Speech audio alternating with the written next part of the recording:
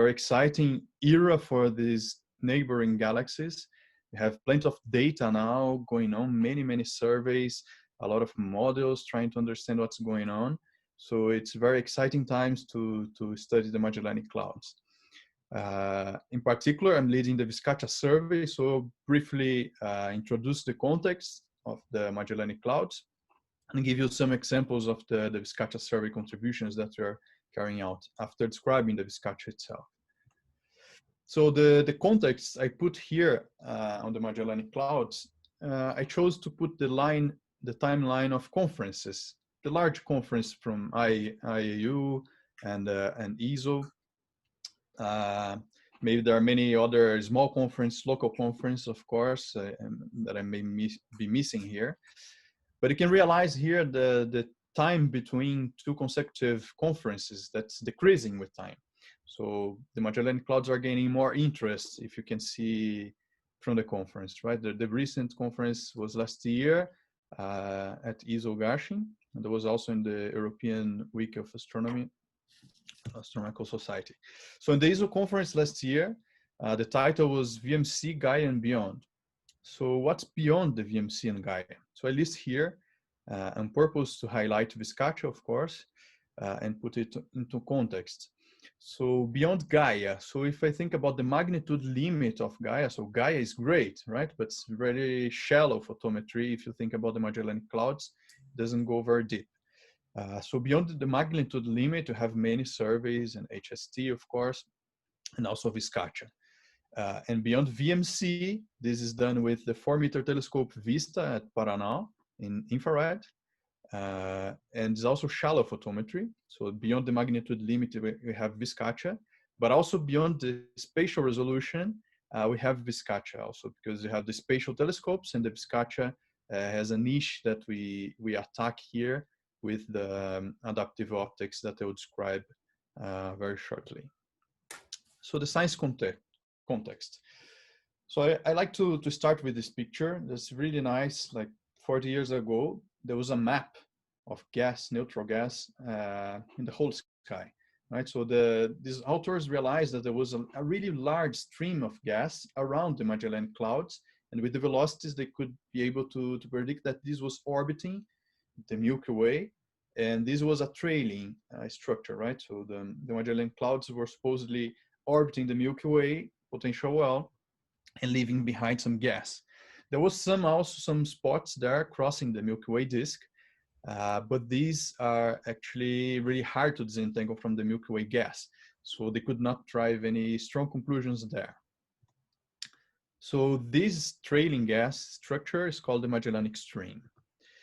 And actually, a few decades later, there was actually a discovery or confirmation of this leading arm, the so-called leading arm. That's the leading structure, gas structure that's crossing the Milky Way disk, meaning that if the trailing structure, the Magellanic Stream, was the only structure, that could be caused by the run pressure, right? So the hot gas of the Milky Way halo was leaving behind some gas out of the orbit of the Magellanic Clouds. But if you have some leading structure as well, it means that the tidal stripping is very important, because then you have kind of symmetrical structures, right? So if you have tidal stripping taking place here, it means that the stars are moving as well, because the gravity will affect everything. And because of that, so here's just a snapshot of the two works together, showing that the spots that was mapped before, they actually match this leading arm, but they didn't have the enough resolution or data to confirm. But this means that there are many surveys looking for the stellar counterparts of these structures. And here I come back to this timeline of the conferences, and I put some milestones here. So the Magellanic Streams was discovered here between the first and the second conference, and then the leading arm was confirmed right in the fourth conference there. And just before the fifth conference, there was a model that was a revolution. So I stop here just to describe this first passage scenario. The classical paradigm for the Magellanic Clouds was that they were a pair of galaxies orbiting the Milky Way with a period of about 2 billion years, more or less.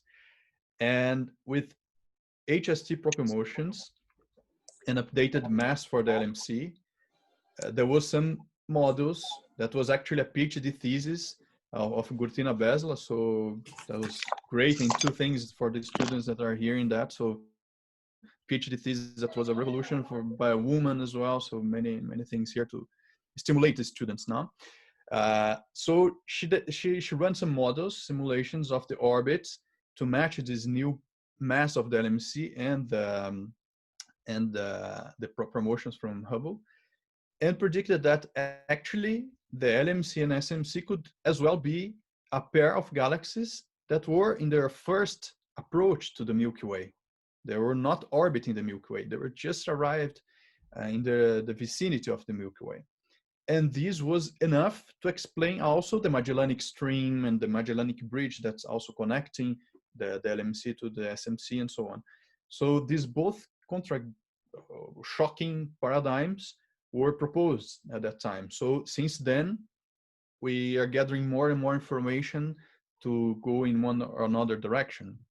There are many surveys in this direction. So here I point the MCPS, that was a primordial photometric survey.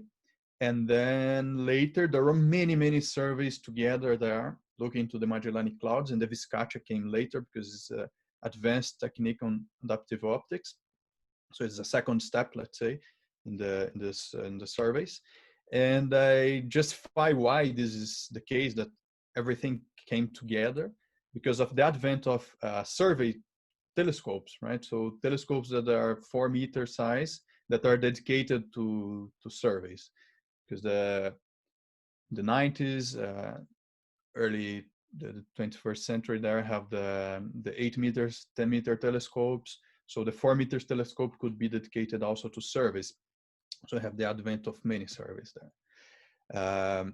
Here's one snapshot to show a few examples of surveys that are covering complementary areas of the Magellanic system, let's call it this way. So it's a different projection here, where the Magellanic Stream and the leading arm are in the horizontal axis. So the VMC, it's infrared 4 meter telescope in Paraná. It's covering the LMC, SMC, and bridge. This mesh survey is covering also these two galaxies plus the leading arm region. And the dark energy survey is not targeting the LMCs, the Magellanic system, but is also covering the Magellanic Stream. So there are complementary photometry in many areas. Here I show another survey, the STEP survey, and to justify why we need star clusters. That's actually the target of the VISCACHA survey. Here's a snapshot of one region of the SMC observed by the STEP survey with the VST telescope in Paraná with 2.4 meters.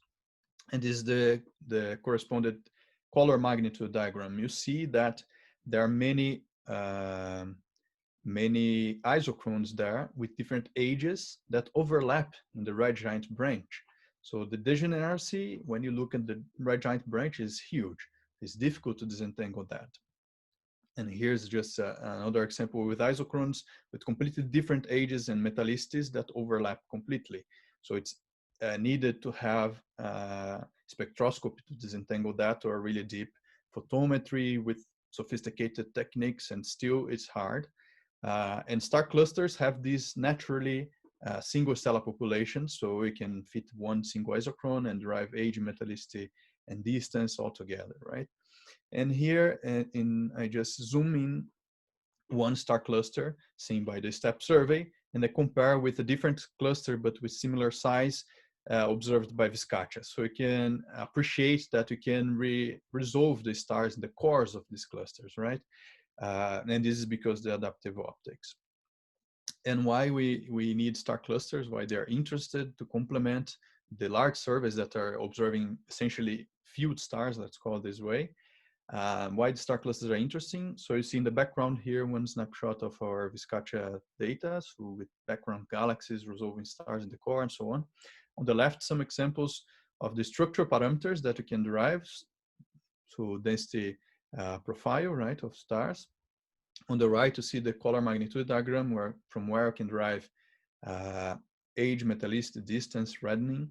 On the bottom, you see the luminosity function that combined with the results from the CMD, you can convert into mass function. And then at the end, we intend to end up with a 3D map of the SMC, LMC, and bridge with all these parameters and try to correlate them and understand the evolution of the clusters itself, and also put some constraints on the evolution of the SMC and LMC.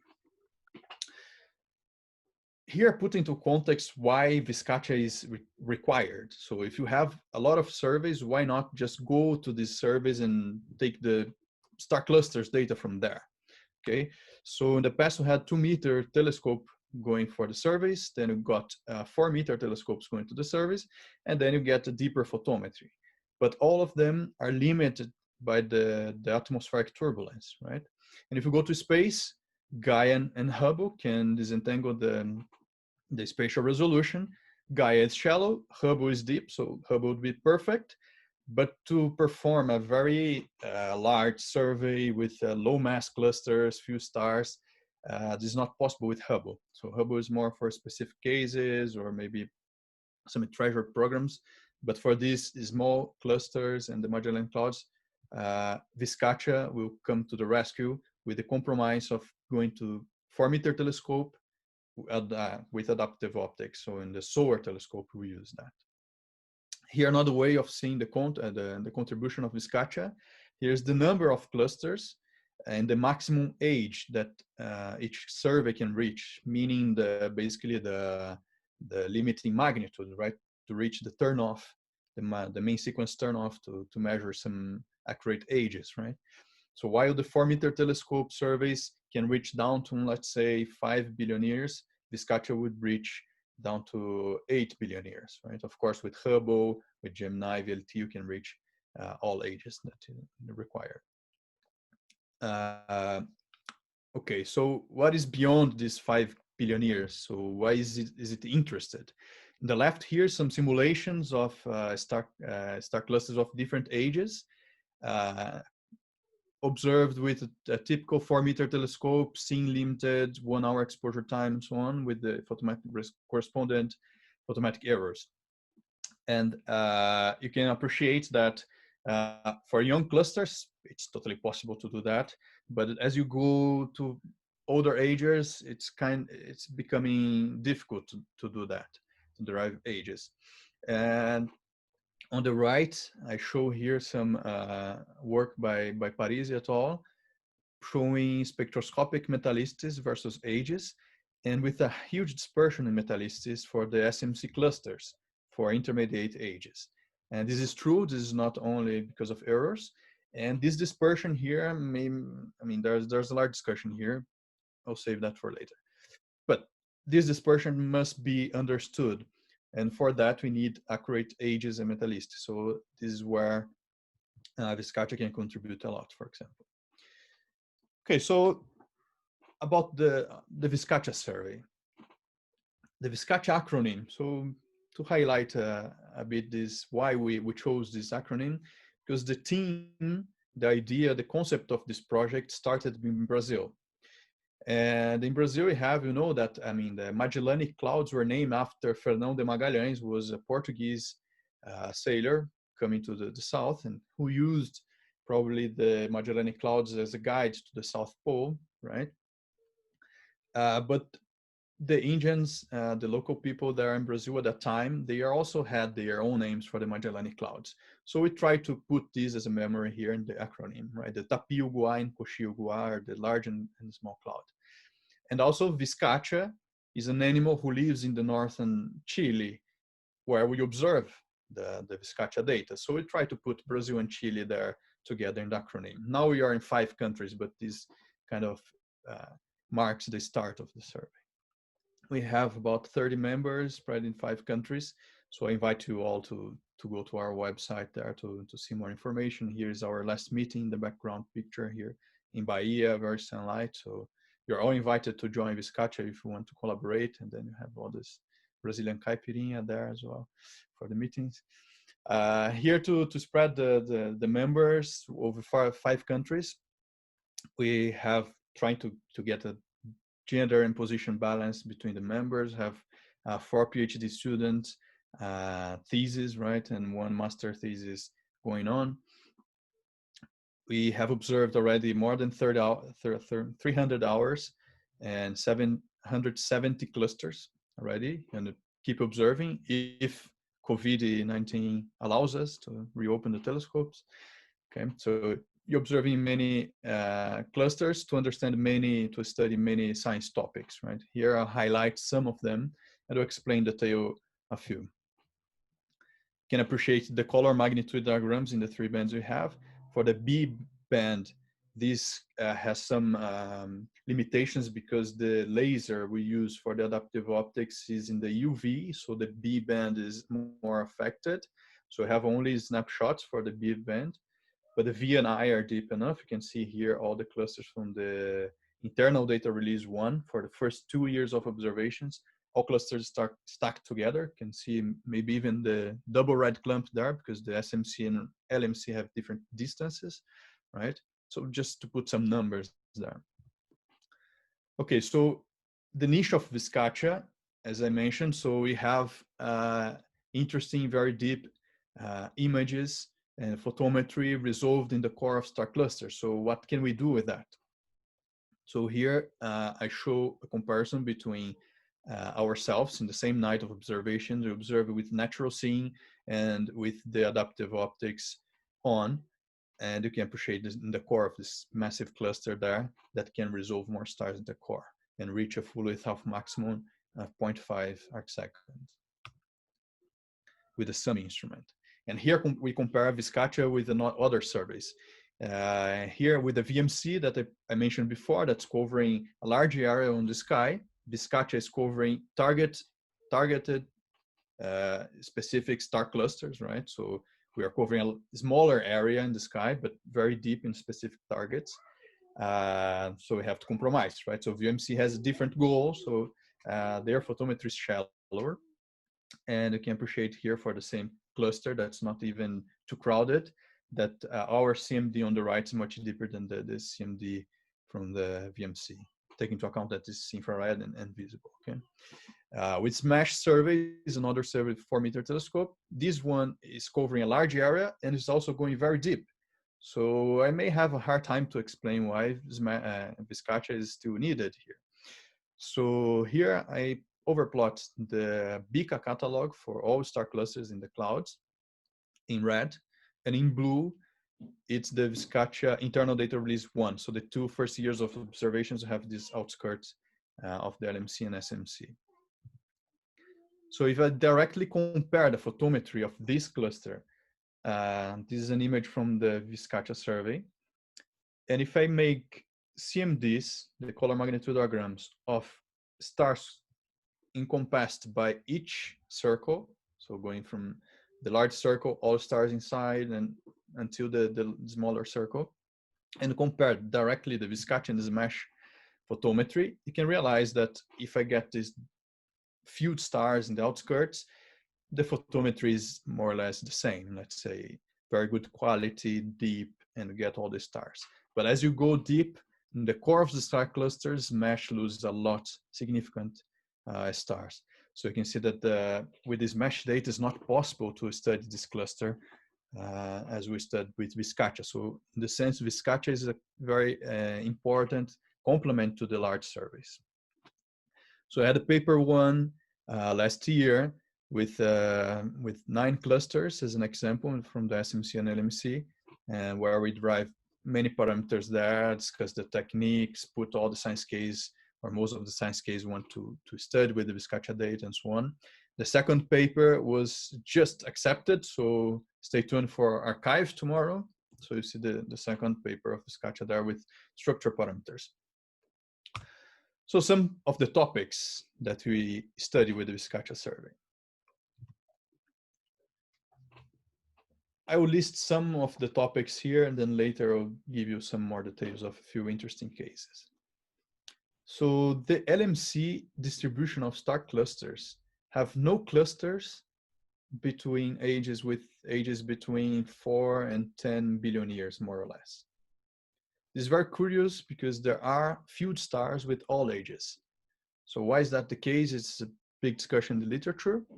And here we want to put another point in this discussion, that's the star clusters that present this age gap are usually high mass clusters. And the VISCACHA survey, you're observing low mass clusters. So is there a transition between few stars and high mass clusters in this age gap? I mean, we are trying to put some constraints, there are observation constraints, and try to discuss this. The cluster formation history is usually related to star bursts when you have close encounters of the cluster, of the Magellanic Clouds. So you have gas compressing and triggering star formation. So usually have a peak of clusters with a given age, and then relate this peak to a close encounter of the Magellanic Clouds. So we'll put here more constraints on that, on the ages and accurate ages for many clusters that even do not have ages derived, for example. Cluster dissolution detection, so dissolving clusters. So I'll come back to that later, so I'll give you more details, but you can derive the mass function of the cluster, see if the depletion of stars, see the structure parameters, if they tell anything about dissolution. And if the structure parameters are affected only by internal effects, internal dynamics of the clusters, the normal evolution of star clusters, or if the external forces between these interactions can keep some information in the star clusters that we can detect and constrain also in the big picture of the interaction. So some answers to that are already in the paper 2 that you will see tomorrow on arXiv. Age and metallicity. So you can do age and metallicity gradients. I'll come back to that soon, where in a few years ago I predicted some interactions between the Magellanic Clouds based on gradients. So that was really nice. And the chemical evolution history, I already mentioned something by Celeste de Parisi there before, a few slides ago, and try to correlate these things with different interactions, times of interactions between the Magellanic Clouds, see what happened, if there are any difference and so on. We're also carrying out a spectroscopic follow-up already to get also radial velocities, to get accurate metallicities, spectroscopic metallicities and so on. Also the 3D shape. So if you get distances, accurate distances for the clusters, we can make a map of the outskirts of the LMC and SMC and compare that with the 3D shape that was derived based on, for example, Cepheids, let's say. And this is very interesting because the outskirts of the LMC, for example, there is a warp towards the SMC. So we have a 3D that's a very disky shape for the LMC, well behaved, but there is a warp there that kind of goes off this plane of the LMC. The SMC has a very high depth, so it's very unstructured and being disrupted, and it's falling apart, it's being destroyed, the SMC. So you have, I mean, pieces going everywhere. So the 3D shape for the SMC is key to constrain any model. Another thing, thinking about more stellar evolution as well, going many directions. The VISCACHA is going to galaxy evolution, but also stellar evolution, cluster evolution. There is an interesting effect on intermediate or relatively young star clusters around 1 billion year age that have present extended main sequence turnoff. And this has some explanations to understand that. So stellar rotation for the younger clusters, and rotation combined with an age spread of the stars for the older clusters. So essentially we have on the VISCACHA spread of clusters with different ages with accurate photometry. So you have access to a lot of data to constrain these studies, right? So with isochron and evolution, stellar evolution models, you can discuss that and try to put some constraints. So here I give some examples, right? So for the extended main sequence turn off, I show here three clusters with 3 CMD. So this is ongoing study, so I will not say which clusters are those, with similar ages, with apparently extended main sequence turn off there, with isochrones of different ages, kind of can guide your eye to see what we are talking about. But with the proper statistical analysis, this will be understood and studied with stellar evolution. Thinking about the dissolution of clusters now, there is this interesting plot here with some studies, dynamical studies, where you have in the horizontal here the age of clusters versus the mass of clusters in the vertical. The points are data points from the literature previous to that study, with a completeness curve here of the detection of these clusters of the mass. But the dashed line is very important, that the dashed line, can you see the plot? I mean, because I can't. Okay, perfect, because the camera and your pictures are in the front here. So here you can see the dashed line is basically the threshold for cluster dissolution. So the reasoning for that is that you have low mass clusters and old clusters that are old and low mass, they're basically dissolving. So this threshold means that if you have a heavy cluster that's really old, that will probably survive throughout the age because the potential well of this cluster is heavy and will keep mostly the stars there, and to kick off a star will be harder than it is for a low mass cluster.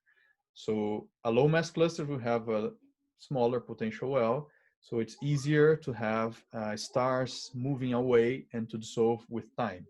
So if you target old and low mass clusters, you're most likely to find some candidates of clusters that are in the process of dissolution right now. Here I showed two cases, two examples from our data. So one cluster that is as heavy as an elephant and another as light as a VISCACHA. So the ages here match with the data there from this study. And the VISCACHA survey here is targeting old clusters and getting low mass clusters as well. So this guy here is just below the curve of dissolution. It's already in the paper one, so you can check in the paper there. This interesting cluster is old, low mass, and is below this curve. So is it under dissolution? Not. What's going on with this cluster? If you go and check its mass function, on the top is the luminosity function, on the bottom the mass function. I compare with the normal mass function with the increasing number of stars towards low mass stars. And on the bottom here, see this cluster that's old and low mass, that's lacking the low mass stars. So meaning that it's likely that these stars are actually going away from the cluster. So it could be under dissolution now, and we are witnessing this. The same thing for the LMC. So as I mentioned before, there is the age gap. So the plot similar, is the different work, but it's the same reasoning here. And the VISCACHA survey has this square there is the parameter space more or less that you can reach. So maybe we are able to find some clusters there in the age gap that are lower mass under dissolution. Who knows? So this is one of the questions that we want to address. Here, the SMC, this is my favorite topic within the collaboration because I made some contributions during my PhD thesis that were followed up later. So essentially here, this is the distribution of star clusters projected on sky of the SMC. So you can see that the color code here means that we defined basically the main body of the SMC as this elliptical shape there. And then I have the bridge in green. So this is the stellar counterpart of the gaseous Magellanic bridge that connects the SMC to the LMC.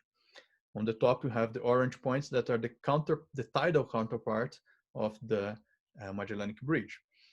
And in blue, there was no one who studied this as a structure before, but it stands out from this distribution sky that may be a structure there. So we call that West Halo, and we could predict that this was moving apart from the SMC main body.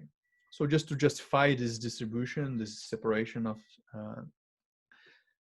these regions on sky, So here's in the background is a model. So this is basically the initial conditions from any-body simulations of stars of the SMC. So basically the older stars are round shape on the left, and the younger stars are this ellipsoidal shape. If I plot the star clusters with the respective age separation, you can see it follows more or less the distributions that people use as initial conditions there. Here I'll just go quickly. This is the distribution of young stars, actually blue bright stars in the VMC survey. So essentially tracing the young populations in the SMC.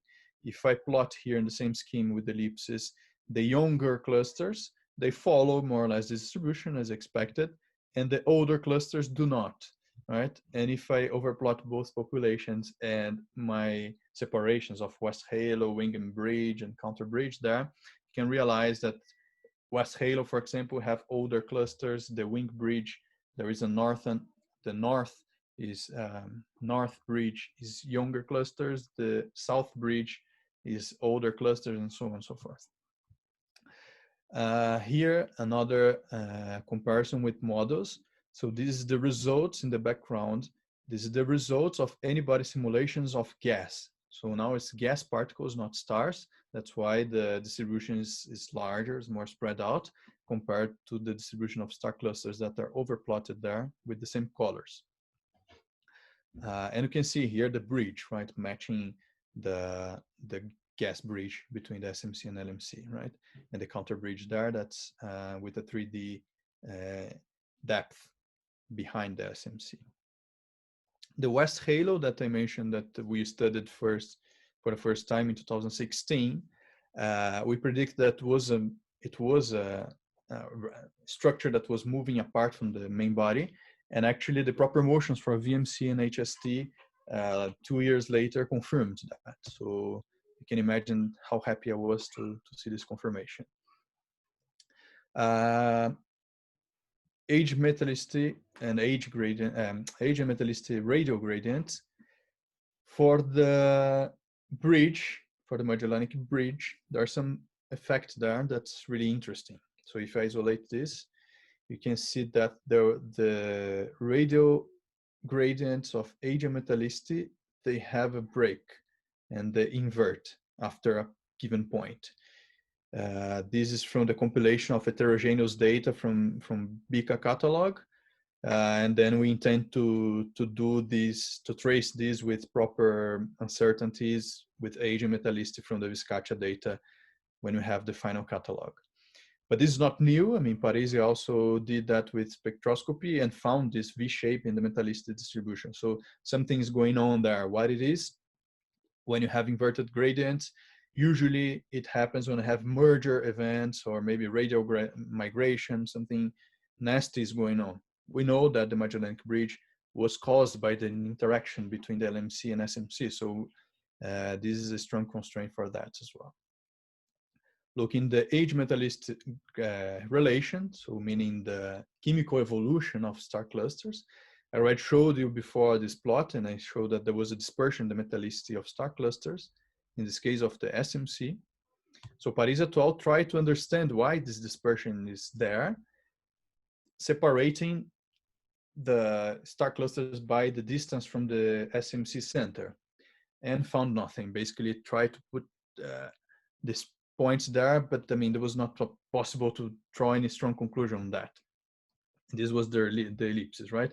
And my reasoning on because why they could not find any explanation this way is because if you look on the right plot, you see that if, for example, rings, ellipses between 2 and 4 degrees are mixing up West Halo, Wingham Bridge, and Counter Bridge. So they have completely different histories. So if you mix these populations, they are telling you different things. So in this paper, I showed that the dispersion on the top is reduced a lot if I isolate only the West Halo clusters, for example. And except by 2 outliers that I'm highlighting with their names, apparently all the other clusters are following one specific chemical evolution model. So that would be great.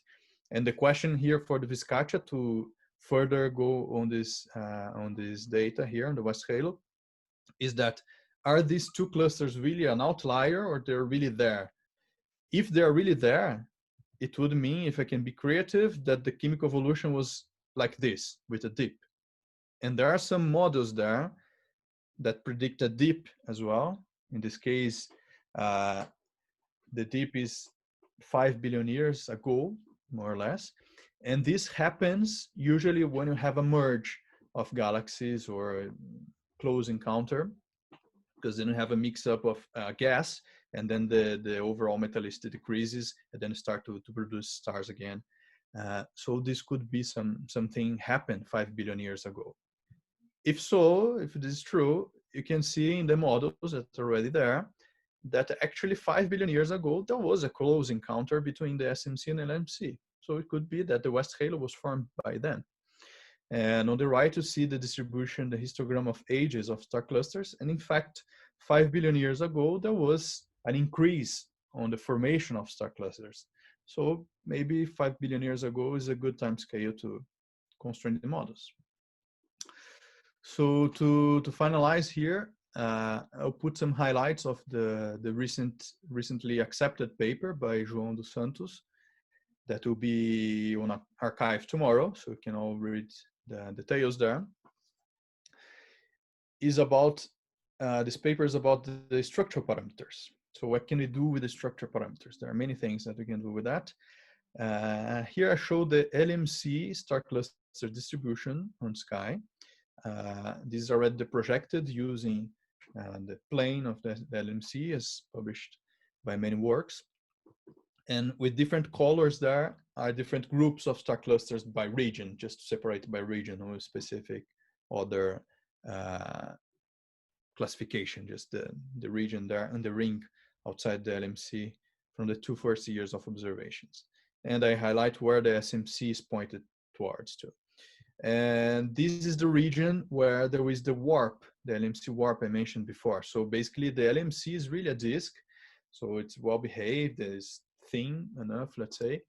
It's tilted towards the SMC, but on the top of the tilt, on the sky, right, the LMC is closer to us and the SMC is farther away.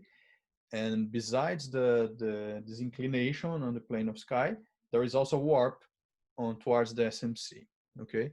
So we studied these star cluster structural parameters, and we found something curious, that these clusters that are towards the SMC, they have a larger dispersion in the core radius.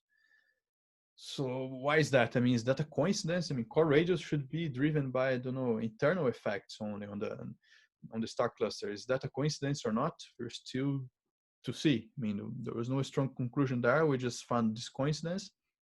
This could be due to the distance that we used, the distance from the sun, right?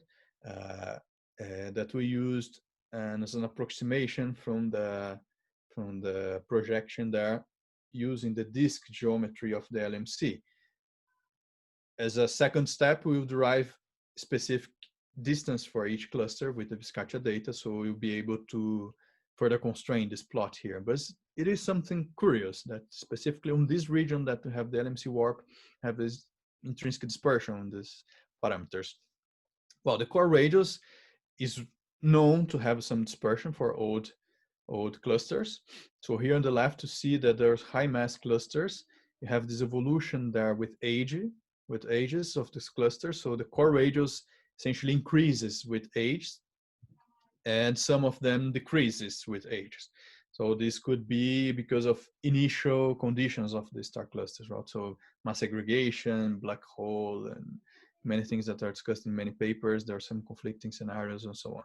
So the interesting thing here is that for the lower mass clusters that we studied, we found a similar trend on the distribution of these parameters. So you see that the core radius is intrinsically spread out, right? So this should not have any relation on where the cluster is located. So the fact that we found something on the LMC made me curious. We cannot drive any conclusion now, but it's at least something interesting. And I think that the final point is the cluster dissolution. So there are two parameters here. That's the Jacobi radius. So basically when you think about the SMC or LMC potential well, when the cluster around, you have the Jacobi radius, where think about the potential, the zero velocity surface there. And you can compare that to the tidal radius from the King profile, for example. That's essentially the density of stars that decreases down to zero. So when you have zero, you have the tidal radius. And if you compare these two, you can call that if the tidal radius is equal to the Jacobi radius, the cluster is tidally filling, right? So if you have stars beyond the Jacobi radius, it's overfilling. If it's shrinking, it is. And why is that interesting here? So the Jacobi radius, it is proportional to the distance from the galaxy, meaning that if you have a cluster that is moving, let's say, closer to the SMC, the Jacobi radius will decrease. So if the Jacobi radius decreases, the stars that are beyond the Jacobi radius may be lost. Okay, so then you have to start to have some interactions between the internal structure of clusters affected by the external potential of the host galaxy, if the potential changes, meaning the distance from the galactic center, right? So this is very interesting because you have interactions between the SMC and LMC. So the total potential of this host galaxy, let's say, changes with time. So is it a valid question to check whether the structure of the clusters are affected somehow, and more than that, if you can trace and see and detect any evidence of that imprinted in the cluster structures? Well, this is the result. So essentially, if you compare the tidal radius over the Jacobi radius, this is called Roche volume filling factor. So clusters above this line will be overfilling, meaning that you have stars beyond the Jacobi radius, and the other underfilling. If the cluster is overfilling, in the future, within a few relaxation times, it means that these stars can be lost, and then the structure of the cluster will change and could even be dissolved, who knows, depends on the dynamics on the future. You can derive orbits and try to predict that. And underfilling clusters means that could be that a cluster were just very close to the SMC, lost a lot of stars, and then moved away. So if it moved away, the Jacobi radius increased, and all the stars, or the density, were shrinked there inside the Roche lobe. So these cases of underfilling would be potentially a way to trace some interpassive recent interactions between the SMC and LMC, meaning that the cluster just moved away out of a close interaction of losing stars and so on, and then just left the vicinity of the SMC, and we could detect that it's underfilling because it didn't have time yet to relax and feel the Roche lobe and so on. Unfortunately, we didn't find any clusters underfilling, so they're just filling or overfilling. So meaning that we can only detect that clusters that are overfilling may be dissolved in the future or not. The underfilling clusters, that would be the tracers, potential tracers of recent interactions between the SMC and LMC, were not found. So we are still checking for that and see if we can find more candidates, or if even the accurate distance that we derive for the individual clusters will change the scenario or not. So I already spoke a lot. So just a word that we are doing already spectroscopic follow-up with GMOS, trying to get Muse time as well. And there are many other people doing that. Take home message, I will just read the first one and leave you with the summary. So the VISCACHA survey complements large photometric surveys and provides deeper photometry for star clusters based on 4-meter telescope SOAR with AO, the SUM instrument. And this is just a summary of the main results. Thank you for your time.